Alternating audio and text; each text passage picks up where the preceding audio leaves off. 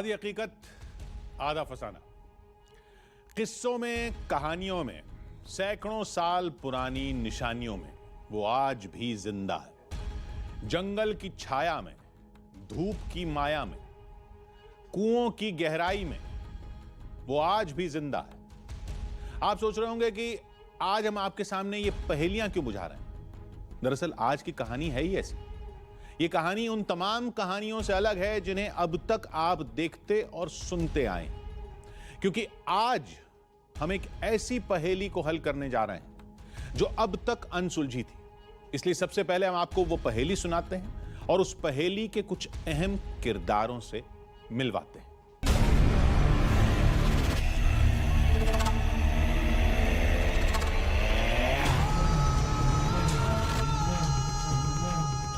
छल छीनेगा रोशनी। यहाँ पे एक दूसरे समाज के रहते तो उसकी एक अंधा हो गया, तो अपने आप आंखें उसकी फूट गई। बलशाली पछताएगा। जो कोई ऐसी जबरई से कहेगी, एक ईंट भी उखाड़ेगी तो पागल हो जाएगी, खत्म हो जाएगी। अंधेरे को चीर कर कैमरा चल रहा तुम्हारा। अरे भाई बस नहीं बस भाई कुछ नहीं करेगा, कुछ नहीं भाई, चले जाएंगे, कोई बात नहीं, कोई बात नहीं, चले जाइए आप। जा रहे बंद कर दीजिए। वो बाहर आ जाएगा। कोई अन्य गांव का यहाँ डेरा डाल के नहीं रह सकता। सदियों से जो दबा हुआ, जब मान्यताएं होती हैं तो उसके पीछे कहीं ना कहीं कुछ ना कुछ सच्चाई होती है। दंडक वन की छाया में आज भी लोग उस धन के लालच में खुदाई करते हैं। वो राज निकल कर आएगा। वृक्ष की परछाई जब यहाँ पे इतने समय पे आएगी तब वहाँ पे धन मिलेगा आपको। और कोहरे साथ छा जाएगा।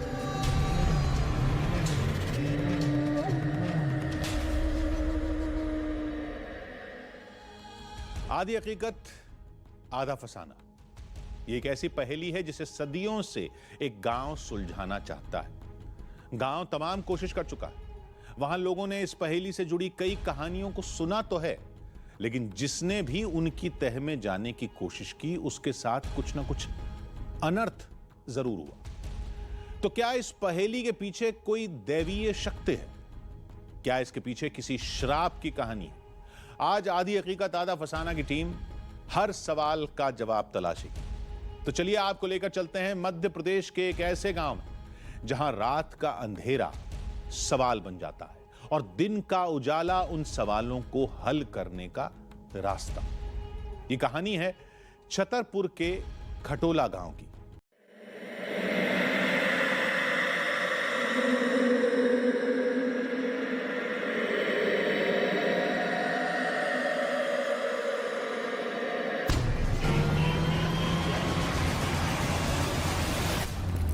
मंजिल का मिलना चुनौतियों के सामने टिके रहने की ताकत पर निर्भर करता है। इस बार हमारे सामने चुनौती सबसे अलग थी, लेकिन मकसद साफ था और वो था खटोला गांव से जुड़े उन रहस्यों का सच सामने लाना जिन पर सदियों से अतीत की धूल जमी थी।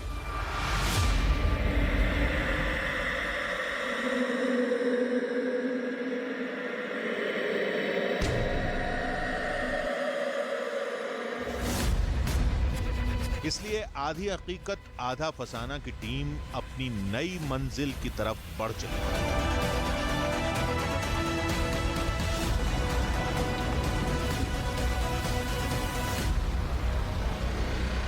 एक ऐसा गांव जो अपने आप में रहस्य बना हुआ है। एक ऐसा किला जिसमें छुपा है राजा के तिलिस्म का खजाना। एक ऐसा गांव जहां पर अन्य जाति के लोगों का आना सख्त मना है। नमस्कार, मैं हूं आलोक मिश्रा और आज आधी हकीकत आधा फसाना की टीम पहुंची है गांव खटोला में, ये जानने के लिए कि आखिर क्या वजह है कि जिसकी वजह से इस गांव में किसी अन्य जाति के लोगों का आना सख्त मना है। कहां छुपा है राजा का वो खजाना जिसे आज भी यहाँ के गांव के लोग ढूंढते हैं इन जंगलों में। क्या वजह है? क्या यहाँ पर कोई दैवी शक्ति है? जिसकी वजह से इस गांव में अन्य जाति के लोगों का आना सख्त मना है। क्यों खटोला गांव में बाहरी लोगों का आना मना है? क्यों आज भी लोग वहां खजाने की तलाश में भटकते हैं? क्यों खटोला गांव में सोने की बारिश का जिक्र किया जाता है? क्यों इस गांव में एक राजा की चमत्कारी शक्ति का दावा किया जाता है? खटोला एक ऐसा गांव है जहां पर किसी अन्य जाति के लोगों का आना सख्त मना है, या कोई यहां पर रहने की कोशिश करता है तो उसे देवीय प्रकोप को झेलना पड़ता है, ऐसा लोगों का यहां कहना है। लेकिन ऐसा क्यों है ये मुझे बिल्कुल नहीं पता है, लेकिन हम आज इस गांव में एक रात गुजारने वाले हैं ये जानने के लिए कि क्या कुछ ऐसा होता है अगर कोई अन्य जाति का व्यक्ति इस गांव में रुकता है तो। ये ऐसे सवाल थे जिनके बारे में हमने सिर्फ सुना था, इसलिए अब हमारा लक्ष्य सिलसिलेवार तरीके से उन कड़ियों को सुलझाना था जो कहीं न कहीं एक दूसरे से जुड़ी थी। और इस कहानी का पहला सिरा था राजा सूर्य सहाय। कि हमारे पूर्व पहले लोग बताते हैं, हमारे जेठी, कि यहाँ राजा सूर्य सहाय का राज था। तो वो बड़े ईमानदारी से अपनी प्रजा का पालन पोषण करते थे। तो एक समय एक महिला तालाब में नहा रही थी, वो आधा वस्त्र पहनी थी, आधी वो धो रही थी। तो राजा ने सोचा कि मेरी मतलब राज्य में इतनी दुखी महिला, तो राजा ने अपनी आंखों में मैचे मतलब बटवा के बंधवा ली थी कि हमारी मतलब प्रजा को दुखी नहीं देख सकती। तो इस पे माता प्रसन्न हो गई थी राजा पे कि बहुत सत्यधारी राजा है जो दूसरे की मतलब दुख को सहन न करने के कारण अपनी आंखों में मिर्चा भरवा ली। तो माता उनके ऊपर प्रसन्न हो गई थी। तो माता ने सवा पहर कंचन बरसाया था। यहाँ की कहानी तो बहुत अद्भुत है, बहुत पुरानी कथा है ये। यहाँ के लोग कहते हैं, हमारे जो माता पिता थे उनने बताया था, यहाँ राजा सूरज शाह का किला था, यहाँ पर सवा पहर कंचन बरसा था। हमारे बुजुर्ग लोग बताते थे, जेठे लोग बताते थे कि सवा पहर कंचन बरसा था। और यहाँ का देवी का बहुत प्रभाव है। और खटोला गांव में कोई अन्य दूसरी जात की नहीं रह सकते हैं। क्यों ऐसे? कि वहाँ रह ही नहीं सकता है, कोई चैलेंज करके नहीं रह सकता। अगर हम आज कहें कि आज हम रुकना चाहते तो नहीं रुक पाओगे, चैलेंज करके नहीं रुक सकते हो। और अगर मतलब होता क्या है, अगर कोई रुकने की कोशिश करता है तो उसके साथ होता क्या है? और उसके साथ बहुत बड़ी घटना घट सकती है, अनहोनी हो जाती है। ये कहानियां लोगों के साथ सदियों से चली आ रही हैं। यहां हर किसी का उन पर विश्वास है। दावा था कि अगर कोई गांव में रुकेगा तो उसके साथ अनहोनी होगी। इस बात को तभी जाना और समझा जा सकता है जब रात के चारों पहर यहां बिताए जाएं। वैसे तो यहाँ लोगों का कहना है कि आप इस गांव में नहीं रुक सकते। हमने बहुत कोशिश की लोगों को मनाने की, क्या वो हमें इजाजत दे रहे हैं। और कई लोगों ने यहाँ पर रुकने की भी कोशिश की। बहुत पुराने लोग कहते हैं कि यहाँ पर रुकना सख्त मना है। बाबा, यहाँ पे किस राजा का राज्य होता था पहले? राजा सूरज शाह का। अच्छा, तब से यहाँ पे दूसरी जाति का लोग नहीं रह सकते हैं? क्यों ऐसा? उनके साथ क्या हो जाता है? रह नहीं सकते, वरना खटपाव हो जाती है। उनके साथ कुछ न कुछ घटना हो जाती है। गांव में न रुकने के लिए हमें बार बार आगाह किया गया। मेरे हिसाब से रुकना सही नहीं होगा, क्योंकि अभी तक यहाँ पे ऐसे रुके नहीं हैं लोग। तो आप भी ना रुकें, मेरे हिसाब से तो ज़्यादा सही है। अभी कुछ अनहोनी हो जाती हैं, जैसे कि कई घर किसी के साथ घटना घटी हैं, तो मैं चाहता हूँ कि आप लोग भी यहाँ विश्राम ना करें, पास में ही कहीं अपना विश्राम कर लें रात्रि। हाँ, अभी घर तो कहा कोशिश किए लेकिन रुक नहीं पाया है। वो कुछ ना कुछ अनहोनी हुई है, वो अपने आप यहाँ से चला गया। कोई बीमारी से प्रस्त या कुछ ना कुछ घटना हो से कुछ हो जाता है, इसके बाद वो नहीं रुका है यहाँ। खुद गांव के सरपंच ने हमें एक रोंगटे खड़े कर देने वाली कहानी सुनाई। यहाँ पे ये डर बना हुआ है, एक भय बना हुआ है काफ़ी दिनों से। तो ऐसे रोके तो नहीं है लोग, लेकिन बताया जाया कि रजक समाज के रहते थे, उनके तो आंखें फूट गई थी, अंधे हो गए थे वो। और एक और महिला रहती थी अन्य समाज की, तो उसका क्या हुआ, पेट में ही बच्चा एक्सपायर हो गया था, ख़त्म हो गया था। गांव में रुकने और उसके नतीजे भुगतने की कोई एक कहानी नहीं थी। यहाँ हर किसी की ज़बान पर एक नया किस्सा था। जो कोई रुकता है तो कहीं कहीं बीमार हो जाएगी, पागल हो जाएगी, उसकी आगे संतान नहीं बढ़ सकती। नहीं, ऐसे तो आप महीना रुके जाओ, मतलब घर बसा के नहीं रुक सकती। अन्य गांव का यहाँ डेरा डाल के नहीं रख सकता है। अगर यहाँ कोई रुक भी जाए तो फिर उनको कुछ बीमारी हो जाएगी, कुछ घटना भी घट सकती हैं, कुछ उनको अजूब सा लगेगा कि हमको घर जाना है, यहाँ रुकना नहीं है। दावा तो यह भी किया जाता है कि चेतावनियों को अनदेखा करके अगर कोई गांव में छुपते छुपाते रुक भी गया तो एक दिन ऐसा जरूर आएगा जब गांव को खाली करना उसकी मजबूरी बन जाएगा। नहीं, और जाति का कोई यहाँ रुक भी नहीं सकता है। अगर ज़बरदस्ती रुकता है तो उसके साथ बहुत परेशानी आती हैं।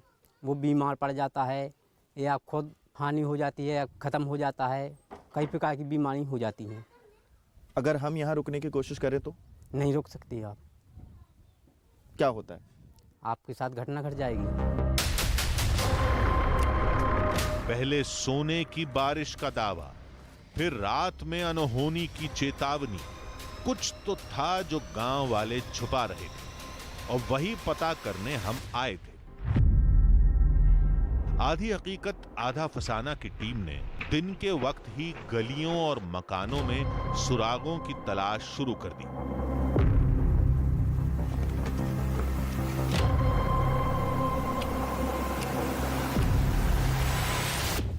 खटोला की उन गलियों में हम इस वक्त हैं जहां पर लोगों का आना सख्त मना है, क्योंकि कुशवाहा परिवार के अलावा यहां पर कोई अन्य जाति का इंसान नहीं रह सकता। हमने गली गली छानी कि कोई अन्य जाति का इंसान यहां पर हो, लेकिन यहां पर हमने किसी अन्य जाति का व्यक्ति एक भी नहीं मिला। बल्कि हमने बहुत कोशिश की कि कोई बाहर से यहां पर आ सकता है, लेकिन सबने मना कर दिया। आखिर खटोला की इस धरती में ऐसा है क्या जहां पर लोगों का आना सख्त मना है? पूरा गांव इस वक्त में आपको दिखाई दे रहा होगा, लेकिन यहां पर किसी अन्य जाति का व्यक्ति रुक नहीं सकता है।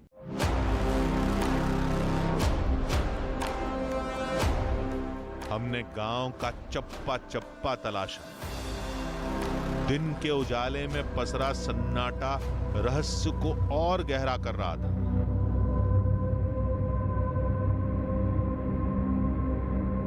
गांव वाले हमें बार बार रात में रुकने से रोक रहे थे। आखिर क्यों? क्या रात में गांव वाले कुछ ऐसा करते हैं जिसे वो दुनिया के सामने आने नहीं देना चाहते थे, या वाकई उनके खौफ में कुछ सच था? अब सच जानना है तो खतरा उठाना ही पड़ेगा। रात हो चुकी है और धीरे धीरे ठंड बढ़ती जा रही है। अब वक्त हो चुका है उस चैलेंज को लेने का जिसके लिए खटोला गांव में सख्त मनाही है, यानी कि इस गांव में रुकने के लिए।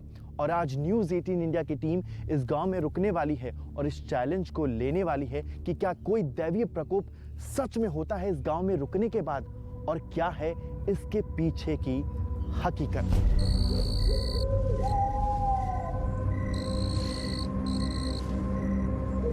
गांव वालों ने सुरक्षा के लिहाज से ऐसे बेड़े लगाए हुए हैं जिससे कोई बाहरी व्यक्ति गांव में ना घुस सके।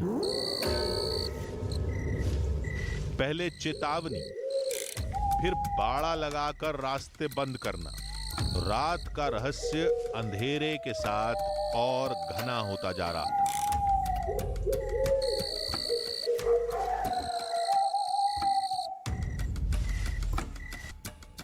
गांव में इस वक्त सभी सो चुके हैं। आप देख सकते हैं कि सभी घरों में इस वक्त दरवाजे जो हैं वो बंद हो चुके हैं। पूरी तरीके से गांव में शांति है, यानी कि रात हो चुकी है, सभी लोग सो चुके हैं। और इस वक्त न्यूज़ 18 इंडिया की टीम खटोला गांव में घूम रही है और देखिए सभी के दरवाजे इस वक्त में बंद हैं।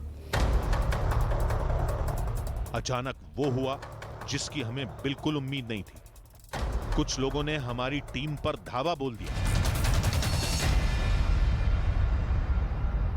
गांव पूरी तरीके से सो चुका है, लेकिन कुछ लोग हैं जो अभी भी जगे हुए हैं। पुजारी जी, मुझे एक लाइट दिखा दी। मत मत मत कुआ मत भैया जो कुआ है भाई, कुछ नहीं करे, कुछ नहीं करे, मना करता हूँ, मेरे पास कैमरा चल रहा है, तुम आओ अरे भाई बस बस बस बस नहीं नहीं हो आप। बस भाई कुछ नहीं कर रहे, होगा आपका। भाई चले जाएंगे, कोई बात नहीं, कोई बात नहीं, बस जा रहे हैं, कुछ नहीं कर रहे, कुछ नहीं कर रहे, कुछ नहीं कर रहे। आपका काम नहीं हुआ क्या? नहीं बस चले जाएंगे, कोई दिक्कत नहीं, चले जाइए आप। जा रहे हैं लाइट बंद करो पहले। बंद कर दीजिए, बंद कर दीजिए, बस कुछ नहीं नहीं हम जा रहे हैं। आधी हकीकत आधा फसाना की टीम अब न तो गांव में रुक सकती थी और न ही गांव से बाहर जा सकती थी, क्योंकि रात के अंधेरे में गांव की गलियां हमारे लिए भूल भुलैया बन गई थी। पहेली को सुलझाने की कोशिश ने हमें अजीब सी उलझन में डाल दिया था, जिसका असर यह हुआ कि हमारी टीम में ही मतभेद पैदा होने लगे। लाइट बंद कर दो प्लीज, लाइट बंद कर दो। लाइट से दिखाई नहीं देगा ना भाई मैं कह रहा हूँ लाइट बंद कर दो, कोई आ जाएगा। प्लीज बंद कर दीजिए लाइट, हमारे पास टॉर्च, हम टॉर्च से काम कर लेंगे। प्लीज लाइट बंद कर दीजिए पुजारी जी। मैं अपने कैमरा पर्सन से लाइट बंद करने के लिए कहना चाहता हूँ, क्योंकि अगर कोई यहाँ पर आ गया तो हमें यहाँ भी रुकने नहीं देगा और हमें कोई ऐसी सेफ जगह ढूंढनी है जहाँ गाँव वाले ना आ सके। लाइट बंद करिए पहले। चलिए लाइट जलाते तो लोगों की नजर हम पर पड़ जाती। गांव वाले पहले से ही हमसे नाराज थे, दोबारा झगड़ा होने पर कुछ भी हो सकता था। हमने टॉर्च की मदद से एक एक कदम आगे बढ़ना शुरू किया।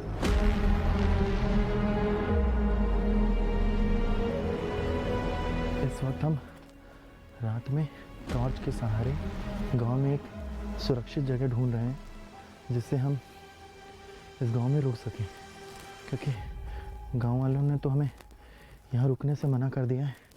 हम देखते हैं कि कहीं हमें ठिकाना मिलता है जिससे हम एक सुरक्षित जगह मिल जाए हमें, कि जिस वजह से हम गांव में रुकना चाहते हैं वो देख पाएँ। हम टॉर्च के सहारे एक सुरक्षित स्थान ढूंढ रहे हैं जिससे हमें यहाँ पे रुकने की जगह मिल जाए। यहाँ पे तो नहीं रुक सकते, ये तो बंद है। अब ये देखना है कि हम कहाँ रुक सकते हैं, क्योंकि गांव वालों ने तो हमें सख्त मना कर दिया कि हम यहाँ नहीं रुक सकते। पुजारी जी चलो आगे चलते हैं, चलिए।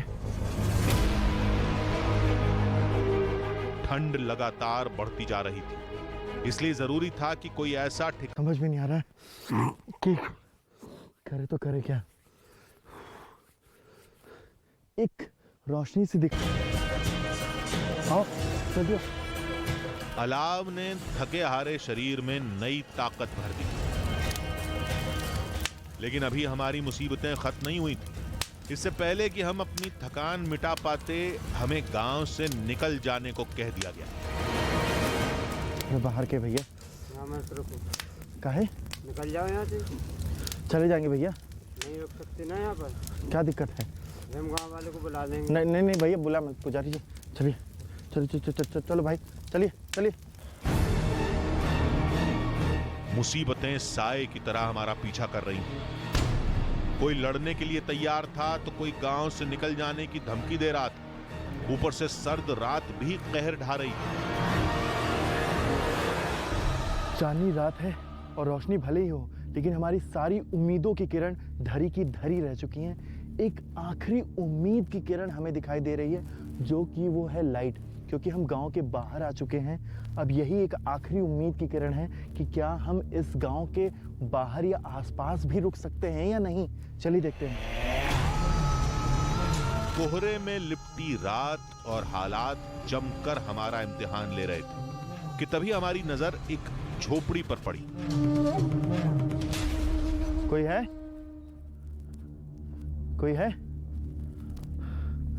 अलाव तो दिख रही है, कोई है, लेकिन यहाँ कोई नजर नहीं आ रहा। हमारी आखिरी उम्मीद पर भी पानी फिर गया है और मुझे ऐसा लगता है कि हमें अब इस जंगल से बाहर जाना बेहद ज़रूरी है, क्योंकि रात का वक्त है। बहुत सारे जंगली जानवर भी हो सकते हैं जो इर्द गिर्द हैं। अब गांव वालों की कही सारी बातें याद आ रही थी। मुसीबतें सामने थी, लेकिन जुनून पीछे हटने को तैयार नहीं था। चाहे कुछ भी हो जाए, पहले पहेली सुलझाएंगे, तब ही लौटेंगे। वो पहेली जिसे खुद राजा सूर्य सहाय ने बुना था। 108 मणियों की पहेली, दंडकारण्य में छिपे खजाने की पहेली और खटोला देवी के चमत्कार की पहेली।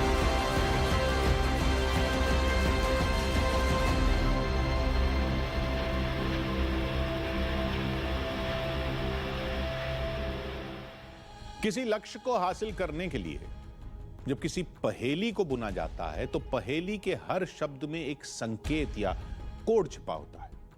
अब इसी कोड को डीकोड करने के लिए हमें गांव की सरहद को पार करना था और उस जंगल तक पहुंचना था जहां राजा सूर्य सहाय के खजाने का दावा किया जाता है।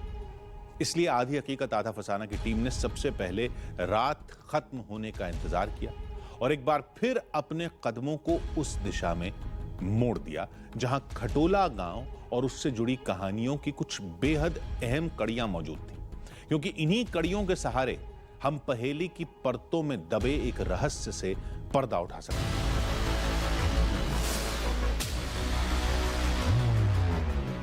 रात जैसे तैसे बीत गई, लेकिन पहेली के बोझ ने हमें परेशान कर रखा था।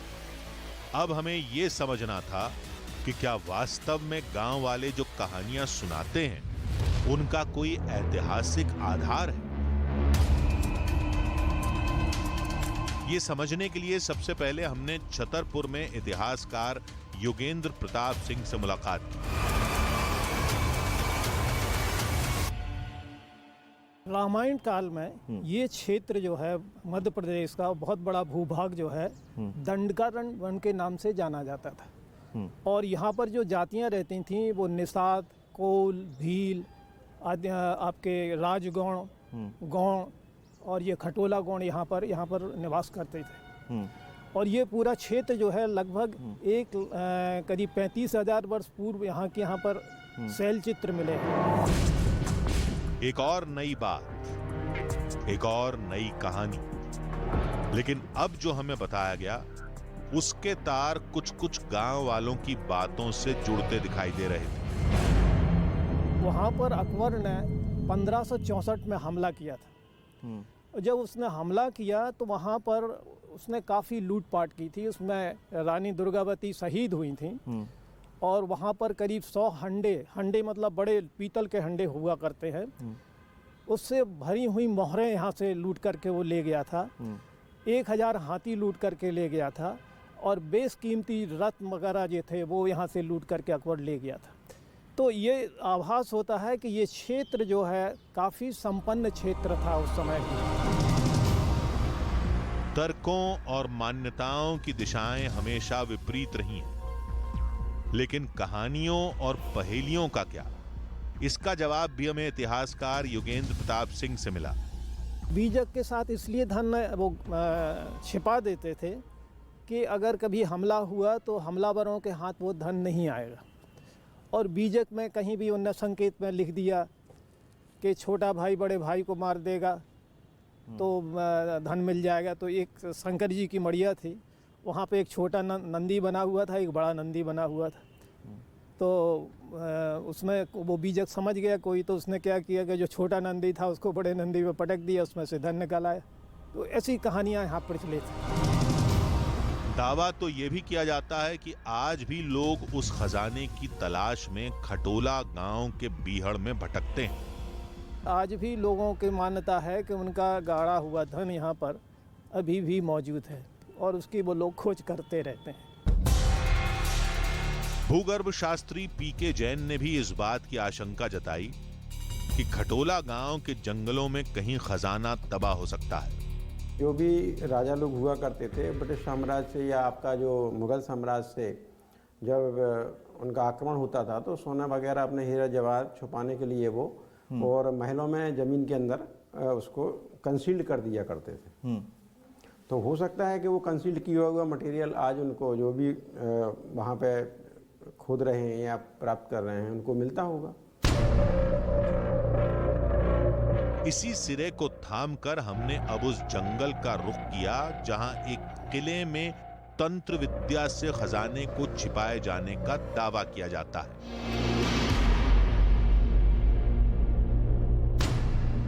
राजा सूर्य सहाय की 108 मणियों का राज इसी जंगल से होकर गुजरता है और उनका महल भी इसी जंगल में मौजूद है। वहां पता चलेगा कि क्या छुपा है 108 मणियों के पीछे कोई सोने का एक बहुत बड़ा खजाना। उस किले और 108 मणियों तक पहुंचने का रास्ता आसान नहीं था। जंगल जहरीले बिच्छुओं और सांपों से भरा था। लेकिन आधी हकीकत आधा फसाना की टीम ने तय किया कि हौसला जब तक साथ है तब तक आगे बढ़ा जाएगा। हम करीबन बहुत देर से इस जंगल में उस मणि को ढूंढने की कोशिश कर रहे हैं। जब तक हमें नहीं मिली हम पूरी कोशिश कर रहे हैं कि हम मणि तक जल्दी पहुंच पाए। वैसे ये रास्ता बहुत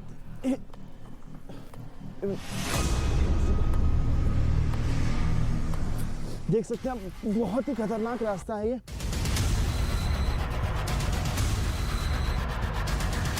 भले ही दिन का वक्त था लेकिन ये जंगल भी हमारे लिए भूल भुलैया की तरह हो गया था।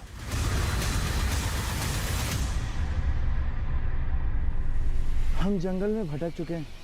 अब समझ में नहीं आ रहा है कि हमें जाना किस रास्ते हैं। फिर से एक बार कोशिश करते हैं चलने की और देखते हैं कि इस बार हमें कामयाबी मिलती है कि नहीं। एक एक कदम चलना भारी था। बियाबान जंगल का ये रास्ता हमें चकरघिन्नी बना चुका था।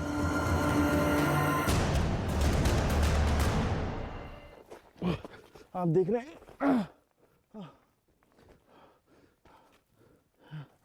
कब से हम इस जंगल में घूम रहे हैं, कांटे न लग जाए।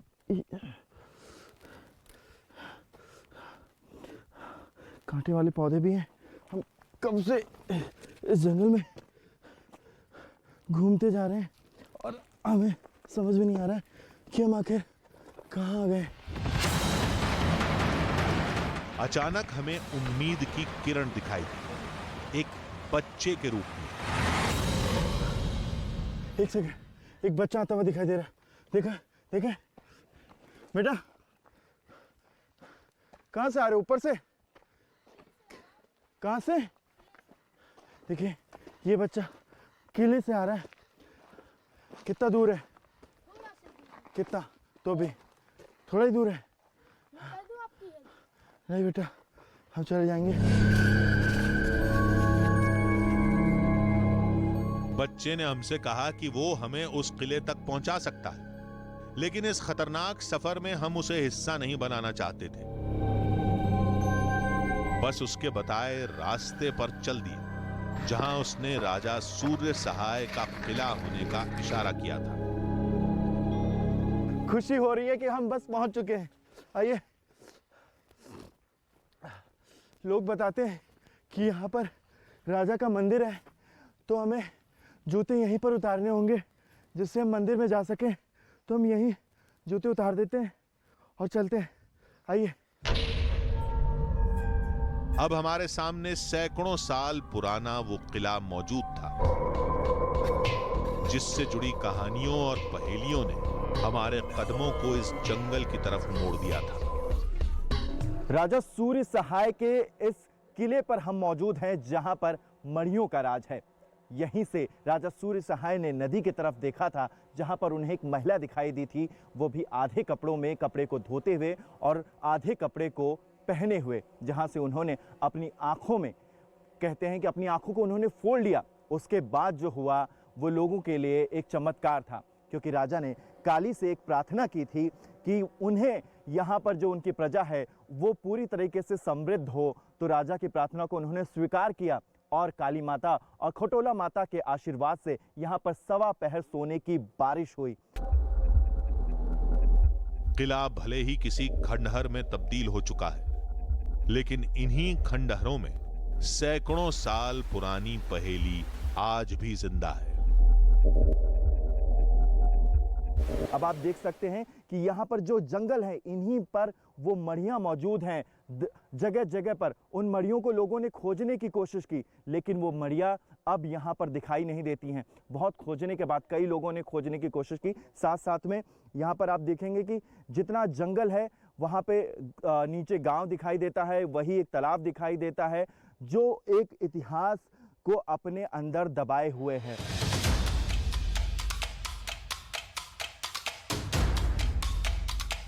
गांव वालों ने हमें बताया था कि खजाने से जुड़े राज इसी किले में कहीं दफन है, लेकिन उन्हें हासिल करना किसी के बस की बात नहीं, क्योंकि दावे के मुताबिक कई साल पहले राजा सूर्य सहाय ने अपनी तंत्र विद्या से उन्हें किसी गुप्त जगह में छिपा दिया था। हमें भी उन्हीं गुप्त ठिकानों की तलाश थी। इस किले के कमरे बहुत ही छोटे हैं। ज्यादातर किलों में ऐसे ही छोटे छोटे कमरे हैं और कहा जाता था कि राजा सूर्य सहाय जो हैं वो तांत्रिक विद्या के माहिर थे और उन्हीं की तांत्रिक विद्या के जरिए उन्होंने 108 मणियों, जिसका जिक्र हमेशा किया जाता है इतिहास में, उन्होंने अपनी तांत्रिक साधना से 108 मणियों को बांध दिया था। हमें अभी तक कुछ भी हाथ नहीं लगा था, लेकिन किले की हालत देखकर हमें गांव वालों की एक बात जरूर याद आई। वही बात जो पहेली का हिस्सा थी, छल वाली बात, बल से खजाना हासिल करने वाली बात। जो कोई ऐसी जबरई से कहेगी, एक ईंट भी उखाड़ेगी तो पागल हो जाएगी, खत्म हो जाएगा वो। जिसके ऊपर कृपा है उनकी सो मिलता है, और कोई जबरई कहे तो नहीं मिलता। कोई जबरदस्ती में अगर खोदने की कोशिश करे तो उसे नहीं मिलता। नहीं, पागल हो जाएगी, मर जाएगी।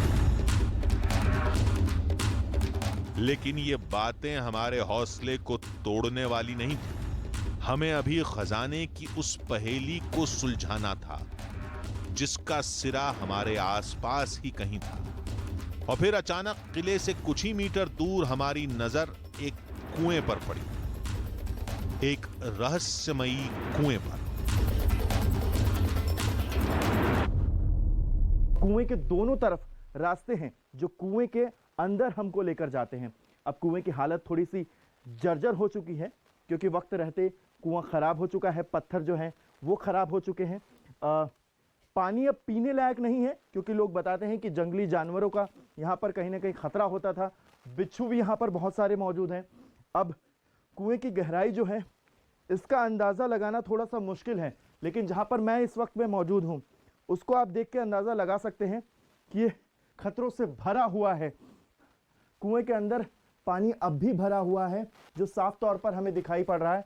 यही सीढ़ियाँ कुएं के अंदर दोनों तरफ हमें लेकर जाती हैं, और लोग बताते हैं कि इन्हीं सीढ़ियों से एक गुफा है इस कुएं के अंदर में, जो खटोला महल की तरफ लोगों को ले जाया करती थी। सवाल अब भी जस का तस बना हुआ था। क्या गांव में सोने की बारिश और खजाने की जो कहानियां सुनाई जाती हैं वो सच है?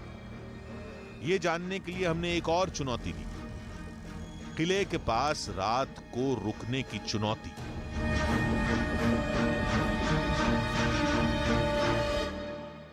सूर्यास्त हो चुका है, लेकिन अब भी हमारी तलाश खत्म नहीं हुई है, क्योंकि लोगों का अब भी मानना है कि रात के अंधेरे में यहाँ लोग सोने की तलाश करते हैं।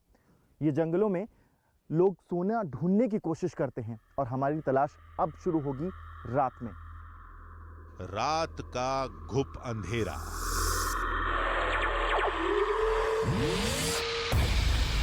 जंगली जानवरों की आवाजें साफ हमारे कानों तक पड़ रही थीं। कि इसी बीच रात के सन्नाटे का ये शोर कुछ इंसानों की आवाजों में तब्दील हो गया। कोई है? कोई आ रहा, कोई आ रहा। कौन है? कौन है? रुकना भाई, रुकना। देख रहे हैं ऐसे ही लोग गांव में, इन जंगलों में, ये देखें ऐसे ही आग जला के लोग यहाँ पर ढूंढने की कोशिश करते हैं सोना। यहाँ पे एक देखिए बहुत सारे गड्ढे यहाँ पर दिखाई दे रहे हैं। रात के अंधेरे में भले ही कैमरे पे ना दिख रहे हो, लेकिन ये आग के अवशेष आपको बता रहे होंगे कि किस तरह से लोग इकट्ठा होते हैं, क्योंकि यहाँ पास में ही एक मंदिर है और यहीं के आसपास लोग बताते हैं कि लोगों को सोना मिलता है। हमारी जो तफ्तीश है अब हमें यहीं पे रोकनी पड़ेगी, क्योंकि अब जंगल में देख सकते हैं आप किस तरह से अंधेरा है और हमारे लिए ये खतरे से खाली नहीं होगा। पहले भी गांव में रात का अंधेरा हमारे लिए मुसीबत बन चुका था। अब एक बार फिर हम कुछ ऐसे लोगों से घिर चुके थे जो खजाना तलाशने के चक्कर में हम पर हमला बोल सकते थे। यही वजह थी कि अब जंगल में रुकना हमारे लिए खतरे से खाली नहीं था। रात में बहुत अंधेरा होता जा रहा है, ठंड बढ़ती जा रही है और साथ ही साथ यहाँ पर जंगली जानवरों का भी डर है। अब हमारा भी यहाँ पर रुकना खतरे से खाली नहीं होने वाला है। मैं अपने कैमरा पर्सन से कहूँगा अब हम चलते हैं यहाँ से, क्योंकि ये जंगल अब खतरों से खाली नहीं है, क्योंकि यहाँ अभी भी लोग हैं। हो सकता है ये हथियारों के साथ हों और ये हमारी जान के लिए खतरा हो सकता है। चलिए जल्दी। जंगल को खंगाला, जान का जोखिम लिया, लेकिन खतरों और चुनौतियों के अलावा हमें कुछ नहीं मिला। बस अब एक ही आसरा था, उस तालाब का जहां राजा सूर्य सहाय की जिंदगी से जुड़ा एक बेहद अहम राज दफन था। मेरे पीछे जो तालाब आप देख रहे हैं, इसी तालाब में राजा सूर्य सहाय ने एक महिला को स्नान करते हुए देखा था। राजा सूर्य सहाय ने उस महिला को आधे वस्त्र में देखा, क्योंकि महिला आधे वस्त्र को पानी में धो रही थी और आधे वस्त्र को उसने पहना हुआ था। राजा को लगा कि मेरे राजा होने का कोई मतलब नहीं है, क्योंकि उनकी प्रजा उनके राज्य में दुखी है। तब राजा ने मां खटोला देवी से प्रार्थना की और मां खटोला देवी की कृपा से यहाँ पर सवा पहर बारिश हुई सोने की, और तब जाके यहाँ पर जो पूरा गांव है खटोला वो संपन्न हुआ। और आज भी मां खटोला देवी की प्रार्थना से और मां खटोला देवी के आशीर्वाद से यहाँ का पूरा गांव संपन्न है। कहानी के इस सिरे ने हमारे कदमों को अब खटोला देवी के मंदिर की तरफ मोड़ दिया।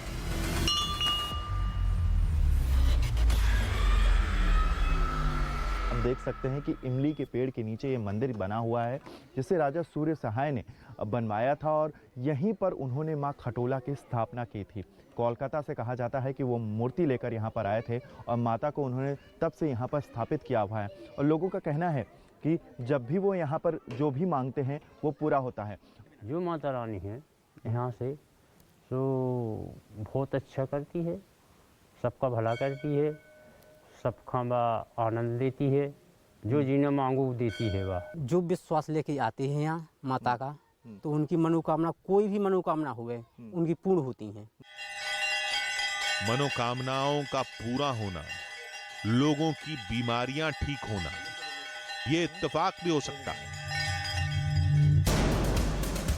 लेकिन खजाने की तलाश में गांव और जंगल के बीच बिताई गई 2 रातों ने हमें जो सबक दिया उसका क्या? क्या कुछ लोग आज भी अतीत की कहानियों को जिंदा रखना चाहते हैं?